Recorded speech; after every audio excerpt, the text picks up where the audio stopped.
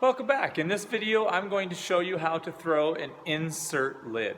So in the last video, I showed you how to throw just a flat lid. It was like this. We just left it right flat on the wheel head, and it goes into the gallery that you made in your jar.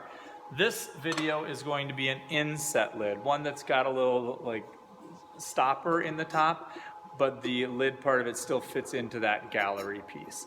We'll also cut a hole into it and make sure we get the knob thrown on top. Okay, so to get started, you're gonna need your lid measurement. So in the previous video, when you made your jar, you measured the inside measurement of your gallery. Now you can take your calipers, open them up, and measure that again so that you've got your calipers set to the outside measurement. So you're gonna just kind of line it up like that so that it's lined up, and you can take the outside measurement of the rim of the lid when you get there. Okay, so I'm gonna set those two things aside, and I've got my little, like almost less than a half-pound lump of clay. So again, this is super small. And you're just gonna center that up.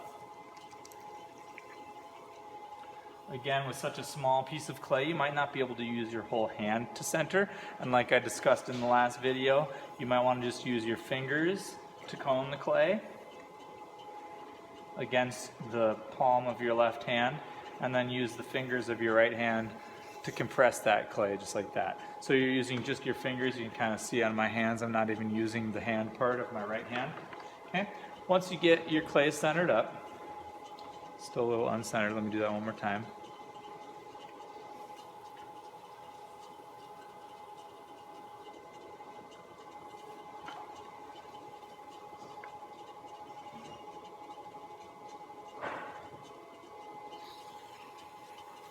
Now, what you're going to do is you're going to cut this chunk of clay in half.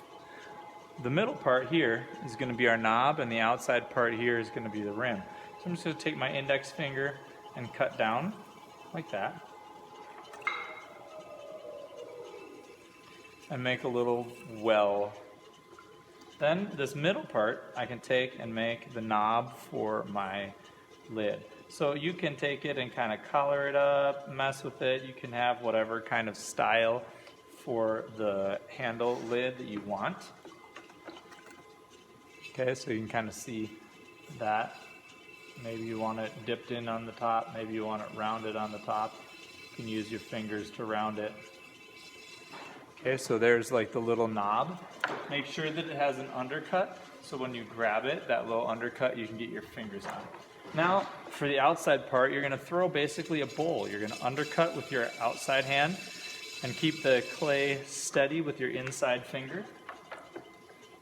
You're going to pull that bowl up, and then you're going to pull outwards like that.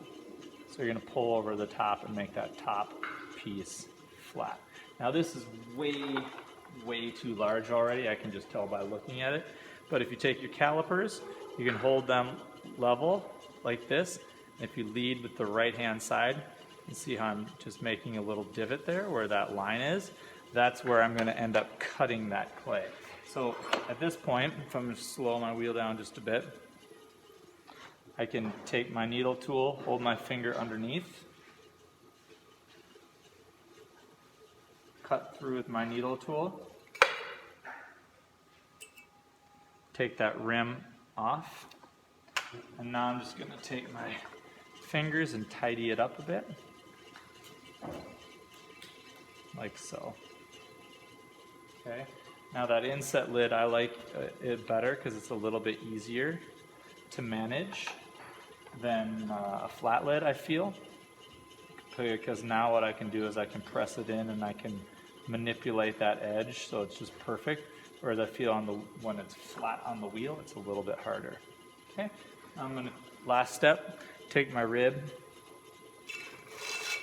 and undercut it real nicely so that it's easy to manage once I get it off, and I can reshape it with my fingers if necessary. Before I take it off, double check my size, it's not too small. Good, that's just right. And this is actually going to shrink just a bit because my other one was bisqueware.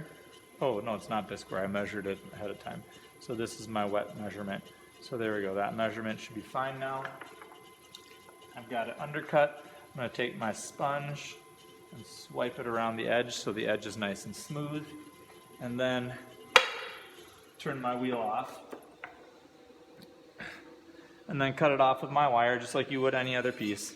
And depending on how far down that undercut is, you can usually just grab underneath with your fingers. If you can't do that, you are welcome to use the lifters like we showed you in the other video and lift underneath.